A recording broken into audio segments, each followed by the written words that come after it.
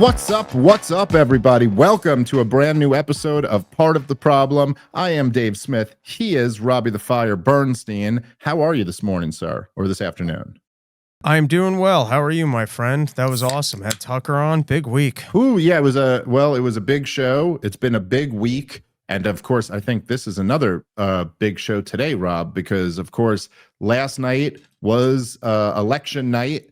And there's so much to say about this, and I there's no one I'd rather sit down and break it down with than you, Rob. This was, well, I mean, let's start with this. This was a big moment in American history last night. You know, that was, first of all, Mamdani's victory is a historic victory, no matter how you feel about it. You know, this is a big deal. The fact is that we are in a rapidly changing country with rapidly changing political dynamics. But the fact that, you know, an open socialist, a socialist, Muslim, young, charismatic guy just became the mayor of the biggest city in America is a very big deal. So we're going to talk a bunch about that, obviously, and what this means. Also, the bigger picture of the election undeniably was that the Democrats had a good night. And this wasn't a midterm election. It wasn't the House and the Senate and a bunch of states on the line. It was a small off-year election. However, there were three very big races last night. There was the governor, the gubernatorial races in Virginia and New Jersey, and there was the mayoral race in the biggest city in the United States of America. All three of them went the Democrats' way. All three pretty handily. And that's a good night for the Democrats. And a good night for the Democrats is a huge story right now. And, you know, I would argue a concerning one. But, you know, obviously we give our opinions on this stuff, but just breaking it down as an analyst, the Democrats were a year ago today at the worst place I've ever seen one of the major two political parties in my lifetime. I don't think anyone could really argue with that. I mean, look, I wasn't alive during Watergate, but even during Watergate, man, like they still had a Republican president and they had won 49 out of the 50 states in the previous presidential election. There's really the humiliation of the Joe Biden and Kamala Harris, you know, disaster in 2024, and the humiliation of Donald Trump having been, you know, the person that they launched more arrows at than any other person, coming in and beating them again.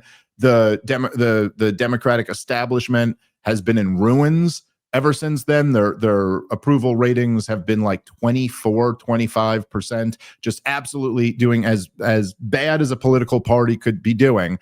And they had a good night last night, and that's something they desperately needed. So that's a big deal already. So yeah, that's the, you know, just the factual, you know, what happened last night. It was a good night for the Democrats, and it was a historic night for Zohran Mamdani, who is now going to be the mayor of New York City. And there's a lot in there to break down.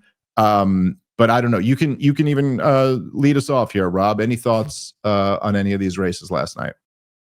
I think there's a lot going on. Off the bat, I will say that these are all fairly Democratic areas, so I don't know that you would have seen a Republican victory. From what I was digging into, I guess these were outsized Democratic victories, and the fact that Zohran, an absolute socialist, was able to win is incredibly concerning. I think what this speaks to more than anything is Donald Trump cannot just Jedi trick go, no inflation, jobs are great, my policies are great, and just keep repeating it over and over and trick people into that everything's amazing. And we're kind of, I mean, it's still great that on the national level, the Democrats have nearly no bench and they are worse than Donald Trump. But Donald Trump is in every war. He's trying to get us into more wars. His tariff policy, at least at the moment, hasn't brought prosperity. I think I still don't think we've seen the worst of it.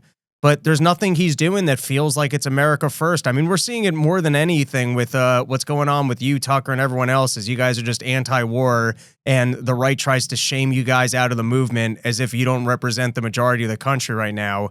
But I think the Republicans are failing incredibly. They're getting the blame for the shutdown, which usually the Republicans are the ones shutting it down and they get the blame. But for some reason, that's not working well for them. And I think it just speaks to Donald Trump's just lying of it's going to be great is easy when you're on the outside. But when you're on the inside and you're actually in charge, you're making the decisions and people don't see it being any better. It doesn't help if you just try and lie to them like Biden and go, no, there is no inflation. No, there is no problems. Everything is better. Yeah. Well, look, I mean, and because I want to be reasonable with this, and I have said this before, particularly about the Mamdani situation, but let me just reiterate it once again now that he has officially won, even though that seemed like it was clearly going to happen. And he, he won handily too. He even beat the spread. So there's no talk that, oh, that Republican guy is the reason why Cuomo lost. But Mamdani being the mayor represents many people's failures, including mine and yours. Like, I'm not absolving us from this. I'm not accepting that. well, I accept zero responsibility for this. I did everything I could to shame Cuomo. The fact that guy came back and the Democrats allowed him to. No, I more just mean that any of us who have been, arguing for sound economics and free markets and all of this, I feel like, goddamn, I've been on a lot of big platforms over the last few years, and I guess I have not convinced enough people. People took more vaccines and drank more fluoride than you and I could have ever expected, and you can only reason with them so much. Yeah, but look, I'm being very serious here. Like, I've been, look, obviously we take less responsibility. We're not as important as, but I just mean that it's us, it's every other libertarian podcaster, it's every conservative commentator, it's every institute and think tank. It's like, hey, Cato and Mises, and I mean the organizations that I love, the Mises Institute, the Libertarian Institute, all of Conservatism Inc., all of the Republican Party. What a goddamn failure. You have been essentially probably nothing has kept what America's the broadest of broad, big tent, conservative right-wing world since the end of World War II. The thing that has been the lone consensus issue has been anti-communism, anti-socialism. There was a split between like the Cold Warriors who wanted to fight communism globally, militarily, and the more non-interventionist right-wingers who thought that might turn us into too much of a communist country if we go and try to create government programs to fight communism. But the one thing that united all of them was being opposed to this, being opposed to socialism. And so if you look at all the effort, 60 years of effort, and at the end of that, the biggest city in the country elects an openly socialist candidate.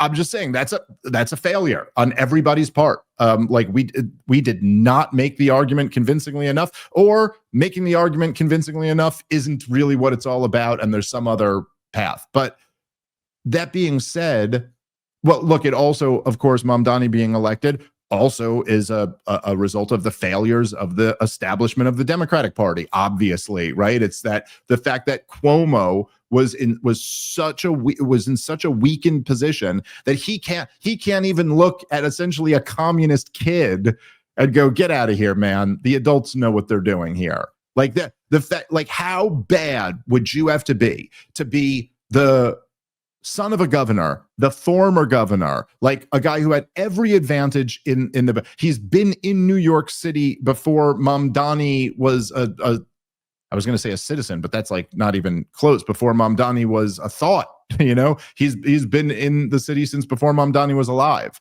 and he's got all the connections to the establishment. I mean, just huge advantages. But he did such a bad job that he couldn't even convince New York voters that, like, look, you really want to go with a guy who has no experience, who's been a citizen for 5 minutes, who's preaching communism? That's who you want to go with? You have to fuck up really, really bad for the average person to go over you. Yes. You know? Well, when you put up a guy with a beret and a person who killed people's grandmothers, and then you got to govern New York and you start making it a referendum on having more support for Israel, you're choosing to lose. Now, as to why this kid came out of nowhere, generated so much excitement, and people are so dumb that they're voting for socialism, I think I mean, it speaks to people's stupidity and their belief in government to provide them free stuff, and just candidates, even like Donald Trump, that are willing to speak to the working class and go, hey, everyone else is stealing from you. I'm going to try and make it better. Well, look, I mean, there's no there's no question. All of those things are factors. Now, look, Rob, had they had more time, maybe they could have asked him to visit Israel one more time. Maybe that would have been enough, but there was only so many times you could ask him to visit Israel. And it just none of it. So look, there's a failure all around here. And I'm not even passing the buck. Like, I'll accept some of the failure here. God damn, we really got to convince this next generation that socialism is like not what they want to embrace. It's going to be a goddamn disaster. It's guaranteed to be a disaster. And in fact, it will be exactly as disastrous as much of it is tried. Like, that will be exactly how much of a disaster it is. But look, to the thing, and you got at it right away, and I think actually we should spend quite a bit more time talking about this. But the biggest failure, right? Like, in the same sense that, like, I'd say, like, even the Mises Institute, I'll put some of the blame on, right? But then obviously who takes so much more of the blame is Conservatism Inc., because you guys actually had all of the backing and all of the budget and all of the numbers and everything, and still couldn't deliver this message, and still couldn't convince people that freedom beats despotism. That was the task, by the way, was convincing people that, like, you getting to be the author of your own script is not preferable to some bureaucrat being the author of your destiny. All right, guys, let's take a moment and thank our sponsor for today's show, which is Proton Drive. If you're tired of big tech snooping through your files, switch to Proton Drive. It's end-to-end encrypted cloud storage trusted by over 100 million people worldwide, so only you can access your photos, work, and personal files. It's free to sign up and supports our show when you do it. Check them out. Proton Drive, much safer and more secure than other alternatives. If you're interested, we have a link in the episode description. You can click on that and go check it out for yourself. And yeah, Proton Drive, a more secure way to store your photos and files. All right, let's get back into the show. Like that, anyway. So in that same spirit, look, the Democrats having a good night here. And yes, Rob, you're right. These were, I mean, you know, look, they were Democrat favored areas. I don't know if I'd quite say Democratic strongholds outside of New York City. The previous gubernatorial race in New Jersey was substantially closer than this one. And Virginia is okay. Like, I mean, Obama carried Virginia and stuff, but like, it's not California. Like, I don't know. Like, and especially, I got to say, in a year coming off of the humiliation in 2024, and the Democratic Party having an approval rating in the 20s, and after COVID, and after Joe Biden, and after Kamala Harris, I don't know, is it that wild to think like, hey, Republicans, if you get your shit together, you could be competitive in Virginia? Because they weren't competitive. They got blown out. And I'm sorry, this is a failure of the Trump administration. Let's just be honest about this. And what the hell is the point in not being honest about that? And Rob, you know, I think you laid out a lot of the things there for sure. I mean, look, let's just say it like this. Donald Trump came into his second term. He's about a year in, right? A little short of a year in his second term. He came into it with his record high approval ratings, the highest approval ratings he had ever had. Donald Trump had, in what was kind of an unthinkable way just a couple years earlier, Donald Trump had flipped everything around. He had won the day. He had taken back the culture. He had taken back the moment. He had his highest approval ratings. UFC heavyweight champions are doing the Trump dance after they win. He's with Rogan, and he's with Theo Vaughn and Andrew Schultz, and he's like recaptured this thing. He has his best electoral performance by far of the 3 times he's run, gets the most votes, finally wins the popular vote, wins every single swing state, wins the House, wins the Senate, has the Supreme Court, perfectly. And now, less than a year later, this party that was in the dumps has a solid night, outperforming where they had been in these states in the last few years. And Donald Trump is right back to his approval ratings being in the gutter. I mean, this whole thing, look, and look, to your point, I don't think, obviously, we're all somewhat tempted to kind of like put our own, as everybody in this world is, you're always kind of tempted to seek confirmation bias and to find out that the answer here is that I was already right about all of this stuff. But I'm sorry, if you're just trying to if you're looking for just sober analysis here, right? All 3 of the big 3 races from last night, which is the governor of Virginia, the governor of New Jersey, and the mayor of New York City, all 3 of them, the winning candidates, centered their campaign around the unaffordability crisis. All of them. In other words, Rob, it's still about the same thing that it was always about, which is the economy, and more specifically, that the price of everything is outrageously high. It's still, and so essentially, for all the other distractions, Donald Trump could sit here and try to spin it in whatever way he wants to about how wonderful everything's going. But the truth is that, the CPI says what? We were like a little over 3% or something like that year to date. It's like, okay, so what that means to the regular person is that all the pain of the Biden inflation plus more. Things are more expensive now than they were during the worst of the crisis of the Biden administration, right? So that essentially, now the government, of course, because they have government math and DC economists, and they'll try to spin this in a million different ways. But what it actually means, right? Like, as we always say, right? The CPI is like, which, forget the way that's calculated, but prices in general, it's the increase in prices like gaining weight.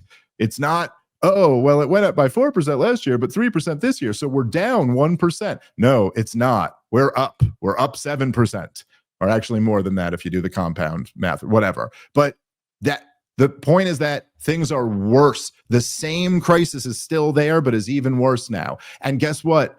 I'm not even saying that people have been completely persuaded by our arguments on foreign policy, although more and more of them certainly have been. But no matter how much you want to brag about bombing Yemen or toppling the Syrian government or backing Israel as they attempt to kill every last man, woman, and child in Gaza, or bombing Iran's nuclear facilities, or bombing boats off the coast of Venezuela, about any of this shit, no, what has that done for America? Any of it? All of this investment, the right wing being totally split over all of these fights over foreign wars. None of this is doing anything for the America First agenda. None of this is doing anything for making life better for Americans. And look, by and large, you can just look at this stuff. The tariff policy has been incoherent and frankly somewhat unhinged. I don't know what to say. There's a lot of just the bullshit is back, and there's a lot of talk about all these different things. There's a lot of interviews where he's calling someone fake news or doing whatever, but when it comes down to it, on the issues that really matter, the American people are not seeing some night and day difference. They're not. Essentially, you had a golden opportunity, but you really haven't delivered that much. And look, though, even the one area where Donald Trump really has delivered the most, undeniably, is the border, and the border being under control. But mass deportations haven't happened. There's been a lot of noise about them, but they really haven't happened. And I guess, and maybe this is somewhat unfair, but I think in a lot of ways, while people are glad that the flow of migrants isn't what it used to be, now we're just living with the results of all those millions of people coming in under Joe Biden. And it's not as if they're being removed. So we're just accepting that, like, okay, that happened to us and this is our country now. That's the best we can do, is like, okay, I got the bleeding to stop, but you're going to have to live with the wound.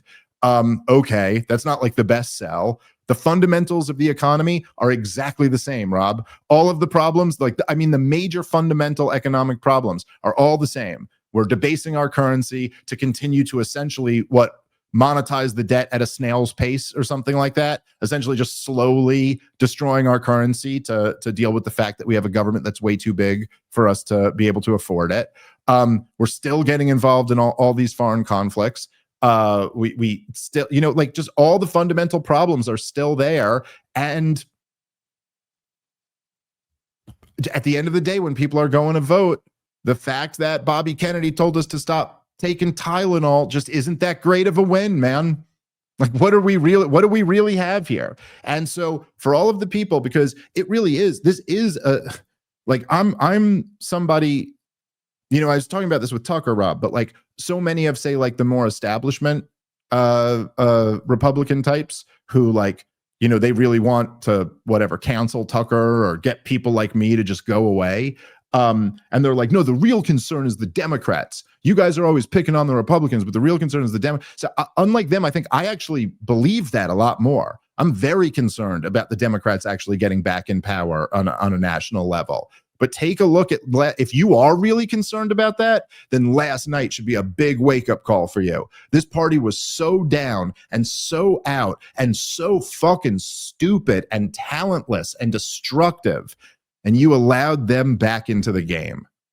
All right, guys, let's take a moment and thank our sponsor for today's show, a brand new sponsor who we're very happy to have on board, and that is Cowboy Colostrum. Cowboy Colostrum is 100% made in America from 100% American grass-fed cows. Unlike other colostrum brands, Cowboy Colostrum is sourced from the first milking of U.S. grass-fed cows. Don't worry, Cowboy Colostrum only collects the surplus colostrum after the baby calves have had their fill. If you don't know, colostrum is kind of like what the mother gives before the breast milk comes in, and it's very, very important for babies. It's huge for their development, and now people have found all types of benefits from drinking cow colostrum. Also, Cowboy doesn't overprocess or strip their colostrums like the other brands do. They leave it whole, full fat, and high protein for the ultimate nutrient density, making it the highest quality bovine colostrum you can buy. Cowboy is easy to drink and is made with delicious natural ingredients and no artificial flavors. And now, for a limited time, our listeners can get 25% off their entire order. Just head over to cowboycolostrum.com/Dave and use the promo code Dave at checkout. That's 25% off when you use promo code Dave at cowboycolostrum.com/Dave. And after you purchase, they will ask where you heard about them. Please make sure to mention that you heard about them right here at Part of the Problem. All right, let's get back into the show. That's a fucking failure, if anything is a failure. And just speaking about allowing them back in the game, of course, Donald Trump has the absolute worst way to deal with this, which is he wants to get rid of the filibuster, because he's now under the mindset of, hey, the Democrats are going to come back unless we can strong arm them. And I don't think Donald Trump's just strong arming policies is exactly that favorable with the American people. I think that's what gets him the pushback of the No Kings protest. It's what, not that I care about what liberal media has to say, but I'm just saying, if you're trying to win over the moderates, and your preach is that, you can make things better and that you can govern, and then your only way to try and enact your policies is trying to just ram it down everyone's throats while claiming that it's going to save us and that it's wonderful and that it's great, and we're not seeing any of this pay off yet, while you just continue to spend money, not just on current wars, but escalating other foreign wars. I don't know. It just seems like such a train wreck. And speaking to your point of, like, if you don't want to lose to the Democrats, you gotta ramp down on your foreign policy stuff and start actually fixing the economy. And part of that is not having government spend as much as it is as you're trying to increase spending. Yeah, no, I mean, that's right. That's right. And look, it's interesting in a way too, because, right, you do see there is, as you mentioned, like you mentioned this earlier, and I guess as particularly on this show, given what our last episode was to this episode, it's hard to not talk about this. But and I'm not saying that this accounts for like 100% or even like a huge percent of what happened last night, but even just on the optics alone, the fact that there's like kind of a civil war on the right, and then at the culmination of that week, the Democrats have this success. That is something that's hard to not look at. And of course, and I suppose with some level of like surface plausibility, both sides of this divide on the right can blame the other one for it. Hey, if you just got on board with me, we wouldn't be divided. You know what I mean? And we'd be united against the enemy or something like that. But of course, you could do that from either side. It's the same way as like which, you know, they Mamdani ended up winning by enough that it didn't come down to this argument. But you know that so many people, Cuomo supporters were saying this Republican guy should drop out. Then the Republican guy is saying, hey, I'm the Republican. You lost the primary. You should drop out. You know, again, at the same point, Mamdani could have dropped out and endorsed Cuomo, and then he'd be the mayor now. But like, whatever, that's not exactly, you know, you could look at it from any perspective. But to me, and I think there's a reasonable point here to be made, let's almost examine all of these cases. I mean, is it true? Let's just say that Tucker and me and Candace and Nick Fuentes, or for everyone, let's just say everyone on our side, we had just shut up and gotten on board with the Trump agenda. You know, we didn't like it under Biden, but as soon as Trump came in and started, you know, back in Israel's war against Gaza, we were on board, and we didn't criticize him for bombing the Houthis, and we didn't criticize them for bombing Iran or any of these things. And we were like, let's go get Venezuela. Let's just say we were totally on board with him. Does anybody really believe that like that would have moved the needle or something, that like the people in these blue or purple states would have been like, well, all right, Tucker Carlson's not complaining about the wars, so let's go vote for Trump? Or would the realities on the ground be exactly the same as the realities on the ground right now? I think that question pretty obviously answers itself. And I would just say, like, look, at this point, again, if you think about who, like, I don't know. I mean, I don't know. I guess maybe someone could check me on this, but I think of the biggest right-wing political commentators right now, I think Fuentes might be in the top 3 with Tucker and Candace right now, like the ones who are doing the biggest numbers on their shows. And the goal of the GOP coalition is to what? Cancel all 3 of them. Like maybe I'm wrong about that. Maybe they're 3 of the top 5 or 3 of the top 4 or something like that, but they're about as big as anybody. And you want to cancel all of that. You want to kick out all the votes. And then, you know, when you get down to whatever, us and, you know, like there's a lot of other people, like you're talking about like picking a battle with like a huge portion of the constituency here. And then I would also, you know, just like, let's say you are one of those guys who's just like, look, what's important. Cause if you think about that whole conference thing that me and Tucker were talking about with all the worst people speaking there, their whole thing was saying Trump is not MAGA. And they're like, hey, MAGA is gonna you know, be ruined by this. And their argument would be something like, hey, you know, Tucker, you know, gave too softball of an interview to Nick Fuentes, and that Nick Fuentes is a neo-Nazi, and therefore regular people are going to be turned off by this. This is going to fracture our coalition. And if we really want the MAGA agenda of whatever, restoring economic health and strong borders and blah, blah, blah, whatever, then we need to get those guys out of here. It's like, all right, well, even if you have that attitude, and probably more so if you have the Matt Walsh attitude, where he's like, I don't even care about this right-wing infighting. I just want us to all fight the left together. If you want the MAGA agenda, right? Well, you got to admit that at least part of this, the way that Donald Trump was able to win the way he won in 2024, like what was different than the years where he lost the popular vote? And the year where he lost the election in 2020, and all the, you know, legitimacy of that election questions aside. But there's no question that like 2016 was like a coin flip Like it was like a few thousand votes in key districts that ended up winning him the presidency against Hillary Clinton. Joe Biden was much, much closer. This year he won the popular vote. He won every swing state. Well, what made that? What was the difference there? Well, okay, a big part of it was that, look, use the comedy guys as an example. He didn't have fucking Rogan and Theo and Schultz and all these guys, those type of guys endorsing him last time. He had all of them this time. And think about that. How do they all feel about Donald Trump now compared to a year ago? Not as good, I mean, I don't know like exactly. I know that they've all at different points. I've heard Rogan say this isn't, and I'm all not saying anything privately. I'm just saying what we've all like on their shows, what they say publicly. I've heard Rogan say, fuck, this isn't what I voted for. Fuck, that's not what I want to do. Well, this makes no sense. I've heard Theo be like, say to the vice president, but like, we're back in a genocide still? Like, I don't know. I was kind of against all that. I've heard Schultz say, this is the opposite of what I voted for. I've heard, and what is it? Why is it, right, that Donald Trump was really popular, even on this show? I ended up supporting him. Why is it that Donald Trump was so much more popular in all these circles a year ago until today? Why is it? It's the wars. It's Israel. That's why.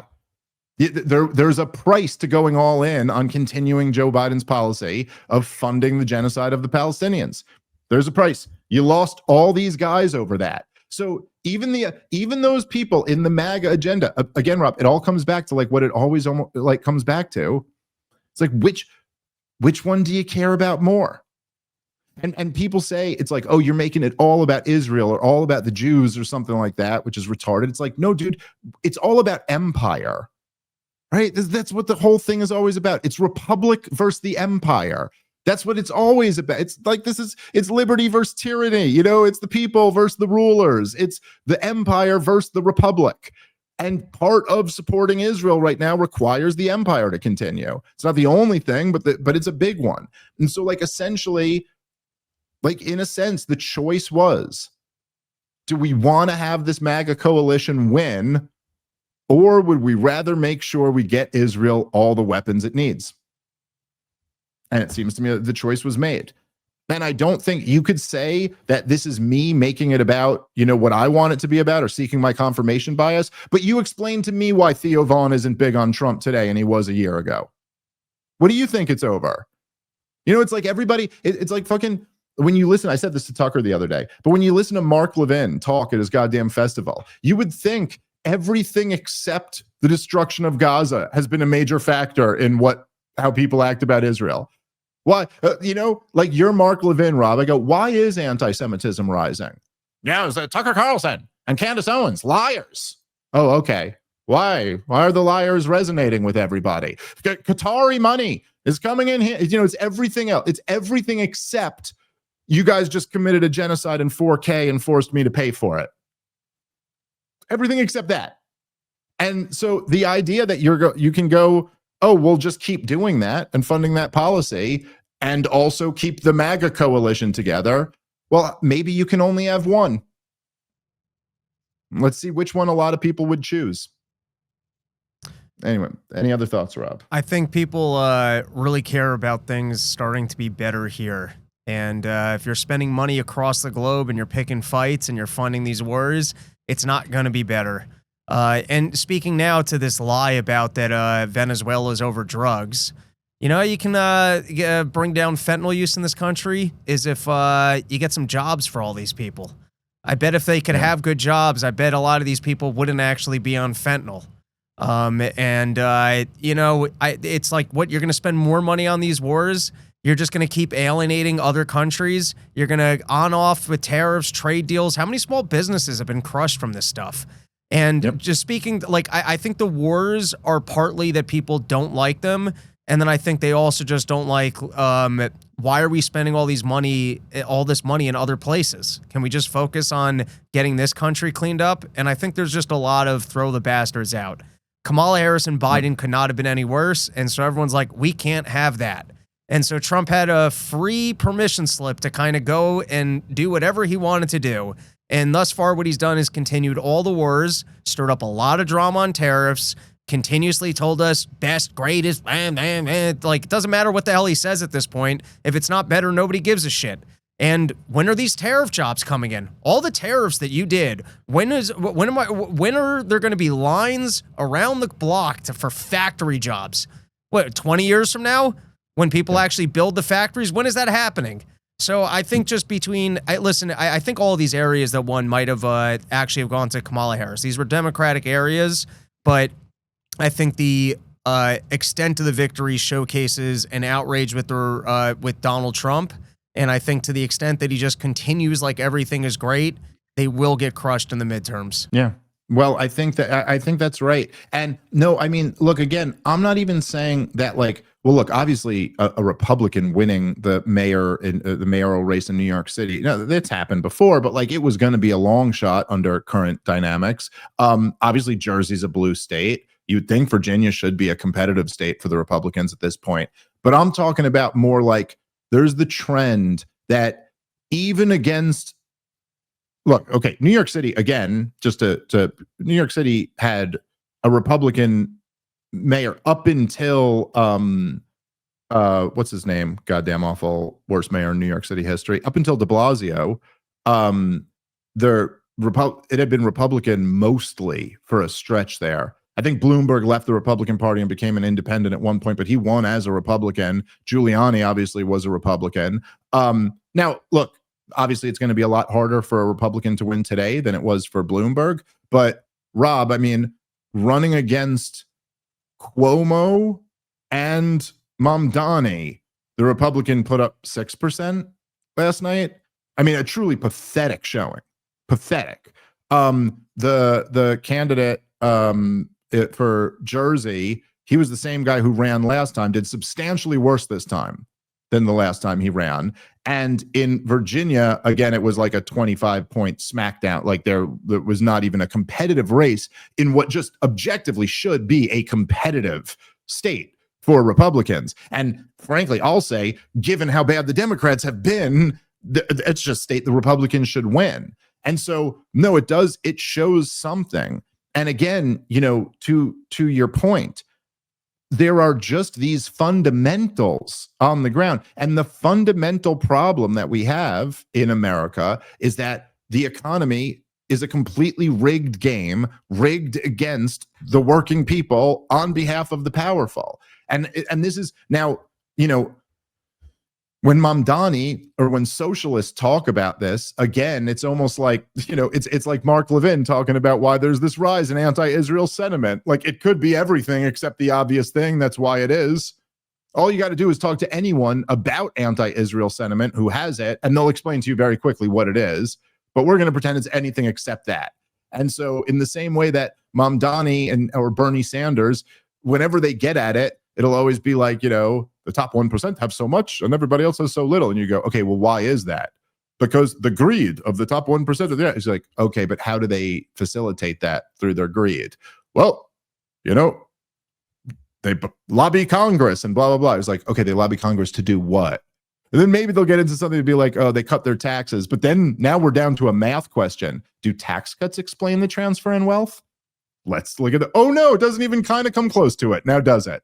Where were the big transfers of wealth from the working and middle class to okay, it was after the bailouts of 2008, and it was after the lockdowns and the bailouts, right? So look, the fundamental problem here is that you got a government in Washington, D.C. that spends about $7 trillion a year. It's $7 trillion a year that's yanked out of the real economy and given to cronies. And then the entire rest of the economy is this kind of Wall Street casino system that's all run off low interest rates and fiat currency. What has Donald Trump done to solve any of those issues, Rob? Has Donald Trump even pretended to grapple with one of them? Oh, what's he done? Oh, he's increased it. He's increased government spending and asking for more. And so look, it's just like the fundamentals on the ground are like, we have to reject empire and reject big government in order to fix any of these. And Donald Trump isn't even prepared to even rhetorically do that. So, yeah, you could sit there and keep talking about how when you decided to change the tariffs because Canada said something about a Palestinian state, that was really a brilliant economic move or something, but nobody's seeing it. Nobody's seeing it. The problem is still the same problem. It's unaffordability. This is how Democrats are, labeling it. But what is that, Rob, other than just saying the same thing we've been saying, except just for 20 years instead of for 6 months, which is that you're destroying the currency. That's the way someone who understands economics would put unaffordability. You're debasing your currency. All right, guys, let's take a moment and thank our sponsor for today's show, which is Prolon. I've been telling you about them for a while. This is a revolutionary plant-based nutrition program that nourishes the body while making cells believe they're fasting. So the idea is that you get the benefits of a fasting diet without having to give up food.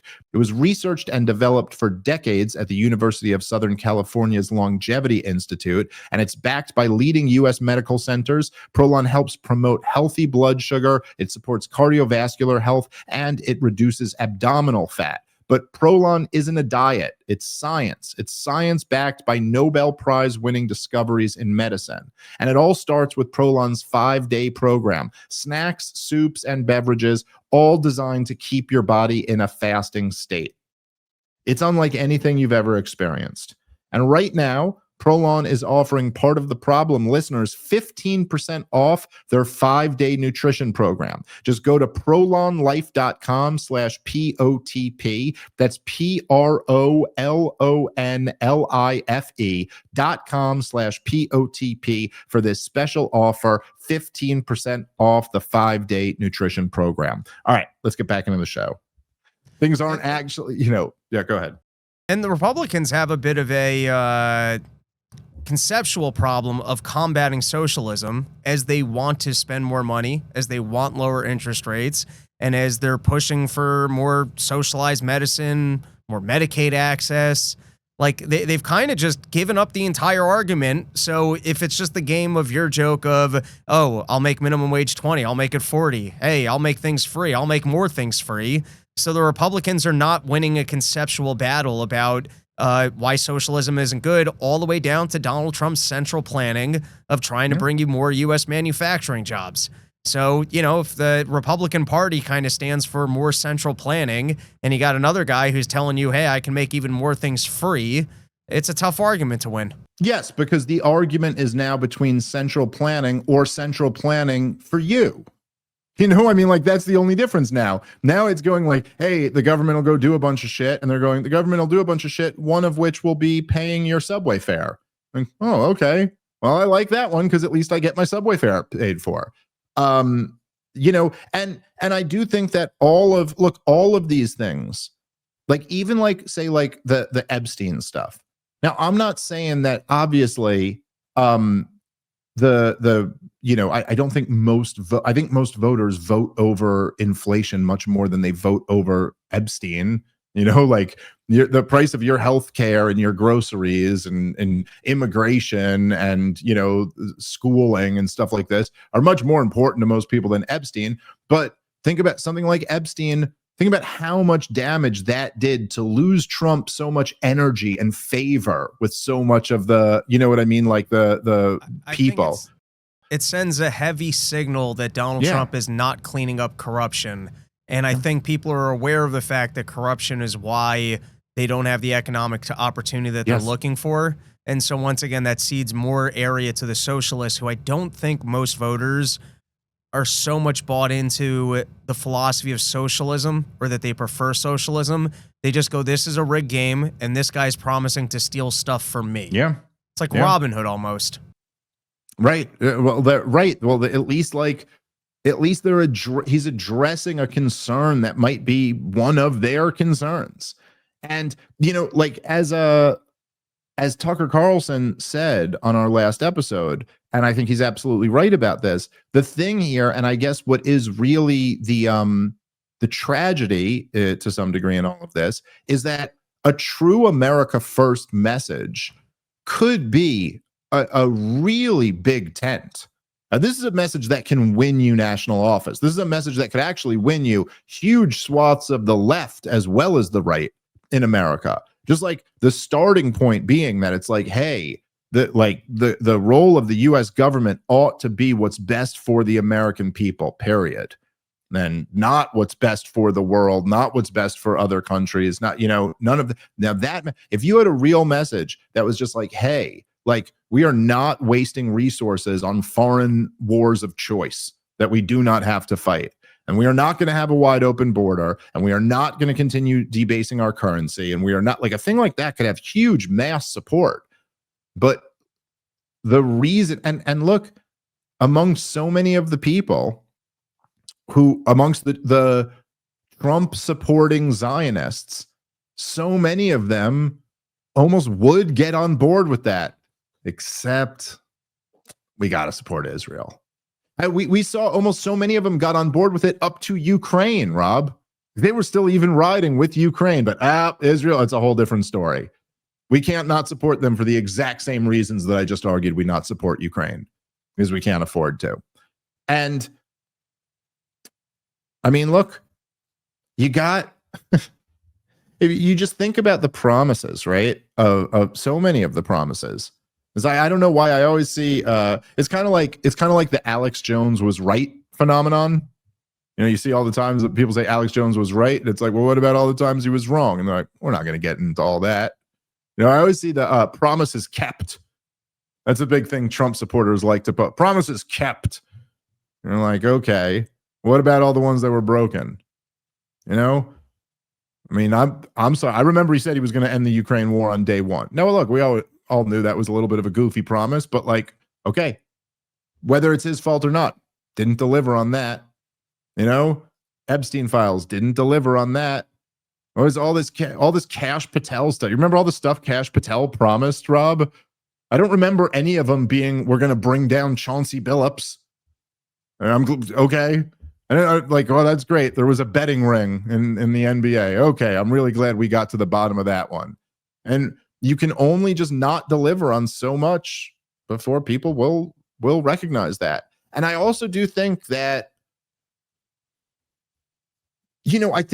I think that Trump's kind of cult of personality and Trump's charisma, and just the, included in that charisma is how goddamn entertaining Donald Trump is, how funny Donald Trump is, how much funnier he made the whole political circus and all this theater. I think that is fading to some degree.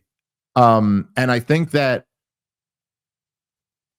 at a certain point, it's like people were so furious with the establishment, and then they loved that the thing that they could throw Donald Trump at them, the biggest middle finger to the establishment. And you could watch as he made them so angry. And I think that was so satisfying for so many people, And I'm still an immature, angry teenager at heart. I still have these, I said on the last podcast, and I meant it when I said it, that I go like, that Ben Shapiro was calling Ron Paul a vicious anti-Semite. And I was like, good, now you get Nick Fuentes. It just makes you like root for vengeance against that person. And that's all good and fun. But I think as time goes on, and as it gets a little bit less new and fresh and more kind of played out, people, what's still there is that people were furious at the establishment to begin with for reasons, not just because they felt that way. There were reasons, and none of those reasons have none of that's actually been solved. And this is something I would say almost like almost like as a message to other people who do what we do, like to the other political commentators. And I bring this up, I swear, I'm really not bringing this up just to be like petty or to brag about me or something like that. But I saw, and I just saw this, was it yesterday or earlier today? But so I had gone on, I went on Steven Crowder's show about a week ago. And I don't know if you saw any of that, but I went on and I argued with Steven Crowder. And Look, I mean, I just personally, I thought it was just like, I thought it was kind of dumb. I as soon as it was over, I was like, well, that was a waste of time. Like, it was just kind of stupid. I thought it was very bad faith and kind of just like low IQ on his part. Like it felt like it was like an MSNBC kind of gotcha style. Like he basically just kept harping the whole time on how I called for Trump's impeachment and I had said Donald Trump's a war criminal. So that was like the whole thing. So, well, you say Donald Trump's a war criminal. I don't say Donald Trump's a war criminal. Oh, it sounds like you like Obama more than you like Donald Trump. Like that was just the angle to go at me with. And I don't know. I just, it felt like the Josh Hammer debate a lot where I go, I guess that's the best argument you have. I guess the best job Josh Hammer could start with is be like, hey, everyone here, you like Trump, right? And then they go, yeah. And you go, this guy doesn't like Trump. I do like Trump. You don't like Trump. And I actually did call Crowder out at one point for it, where I just went, I was like, all you guys, all you neocons always like are trying to, Ben Shapiro names me for the first time ever only after I call for Trump's impeachment, because you're all trying to be like, oh, look, this guy is against Trump because now you think you can like win the social psychology of the argument or whatever. And I did point out that all of you neocons were the original never Trumpers. At one point I asked Crowder, I was like, who'd you support in the primary in 2016? And he was like, Carly Fioroni or whatever. It's like, okay. So like, whatever. But I was just making the point, and I argued with him on all the topics. And I was like, yeah, dude, I'm not here to just kiss Trump's ass, And I guess when I was done with it, I was just like, oh, that was kind of stupid. And then a friend of mine was like, dude, have you seen the comment section? And I hadn't. And I just went onto YouTube, and this is on Steven Crowder's channel. He's got 5 or 6 million subscribers on his YouTube channel. It's like he's one of the biggest online conservative commentators of the last 10 years for sure. And I mean, dude, he's just getting eviscerated in his own comments. Like even Steven Crowder's audience is like, dude, we're not just blindly supporting Trump anymore. Like actually, this guy had an argument and all you had was, but you're not team Trump. All I'm saying is I think people should, I don't bring any of that up to, whatever, who cares? It was like a dumb segment on a show. The point is just that it almost reminded me of even like going to Charlie Kirk's event and the crowd is so much more on my side than they are on Josh Hammer's side, or going into Crowder's audience. And even the crowd there is just like, no, dude, like we're like a major thing is changing here. And just doing the old tribal partisan bullshit is not going to, like, that's not going to be enough to meet this moment.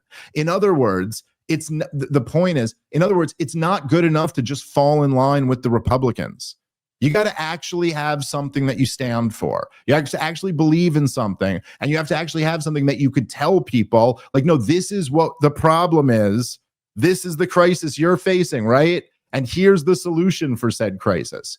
And so if we just fall in line with the Republicans, that doesn't mean, oh, now we have this big tent MAGA coalition. That means you're going to lose for sure. Like you'd have to actually be for an America First agenda or you're going to lose. And that is something we should worry about because, man, we don't want to live through President AOC. Now, do we, Rob? I don't know how people on the right can't be getting sick of Donald Trump's most wonderful, greatest, no one's ever seen, and then, doesn't pull through on anything. Can't ever give a reason, can't ever explain where he's coming from. And I don't know how anyone can't just be sick of that shenanigans. No, I completely agree. All right, guys, let's take a moment and thank our sponsor for today's show, which is Crowd Health, an amazing company that I've been telling you guys about for many years. They are a true alternative to the broken health insurance system that we all live under. And now you can check out their Black Swan membership. It's the healthcare alternative for people who want autonomy over their care, their costs, and their lifestyle. They just need a little help with the Black Swan type events that can happen in life. Well, for just $95 a month, you get access to a team of health bill negotiators, low-cost prescriptions, and lab testing tools, plus a database of low-cost, high-quality doctors vetted by Crowd Health. You stay in control without insurance and their networks dictating your care. And if something major happens, you pay the first $15K and the Crowd steps in to help fund the rest. It feels like the options that we used to have before Obamacare messed everything up. And now, if you use the promo code POTP, it's only $80 for the first 3 months. Visit visit joincrowdhealth.com and make sure to use that promo code POTP. Crowd Health is not insurance. Opt out, take your power back. This is how we win. All right, let's get back into the show. And just, yeah, you know, and just the erratic kind of nature of it and the incoherence. And, you know, again, Donald Trump, you know, he'll go down as a monumentally consequential figure in history, one way or the other. And I think perhaps Donald Trump was just like a necessary thing for this country. It was a thing to like break up the matrix, and he was like a one-man trust buster. Like he was just shattering monopolies, and in every sense, you know, like who had a monopoly on information, who had a monopoly on the news, who had a monopoly on education, who had a monopoly on your own mind. Like just he shattered a lot of things. He provoked a reaction out of the establishment that probably no one else ever could have. But he had these fundamental core promises to Donald Trump. And look, obviously, we're not even a year into his second term now. We'll see what happens going forward. But we've gotten almost 5 years of him being president now. And in terms of being hilarious, in terms of trolling the media, you know, he gets like an A+. I give him an A. In terms of sealing up the border in his second administration, I'd give him an A. But on his major, you know, when they say promises kept, well, like the major fundamental problems were like, the major fundamental promises were like, we're going to drain the swamp and I'm going to deliver winning. And he gets an F on both of those. I mean, the swamp is as swampy as ever. And everybody who ever knew that a swamp existed knows that even if you just arrest Bolton and Comey, that doesn't actually clean up anything, right? And in terms of winning, I mean, his last administration, he left us with Anthony Fauci and the year of lockdowns. And this administration is leaving us with higher spending, more wars on the precipice, evidently, and a higher cost of everything than the last guy had. That's going to be that's going to be very tough to hand off to the next candidate. And, you know, as far as like the whole split over the last week on the right, you know, I just think it's interesting. Obviously, I always argue from the position of what I think is right and what I think is best for the country and what I think is the correct policy. But if they even just want to have this fight over what's popular, it's like, well, look, man, I mean, we're not going to have a figure like Donald Trump to take on the Democrats in 2028. It's not going to be the guy who was the most famous man who ever lived, who's the most like charismatic and just kind of alpha male who just sucks all the energy out of the room and becomes the focus of everyone's attention, who's got billions of dollars in the bank. That's not going to be the next candidate. There is no one else like that. It's going to be somebody, whether it's J.D. Vance or you know, God willing, if it was Thomas Massey or if it was Vivek Ramaswamy or if it was any of that, this is going to be somebody who's never put together a national winning coalition like this before. Now, they could do that on a true America First message. They could put together that coalition that carries the hardcore Trump base and gets people like us and Rogan and Theo Vaughn and Tucker Carlson and all these guys, right? Like you could put together something where all of those people are on board. Or you could run on neocon policies, which are been universally rejected by the American people, that no one's for. And that is obviously the path to hand the election to the Democrats. And I'm sorry, but like that, it seems to me like it's pretty stark. Like that is the choice here. You could either get on board with an America First agenda, or we can lose to the Democrats. I don't see any way that we win without that. I'll give the final word to you, Rob, and then let's wrap up. Yeah, Trump's got some problems lurking because apparently, I mean, he somewhat attributed this loss to the fact that the government shut down. They got a nice little hostage situation going in that the services that are already not being offered are things like people's food stamps. It's healthcare going up, and then it's like even services that I use. Apparently, there's a lot of delays at the airport. He had to get a private individual just to pay military salaries.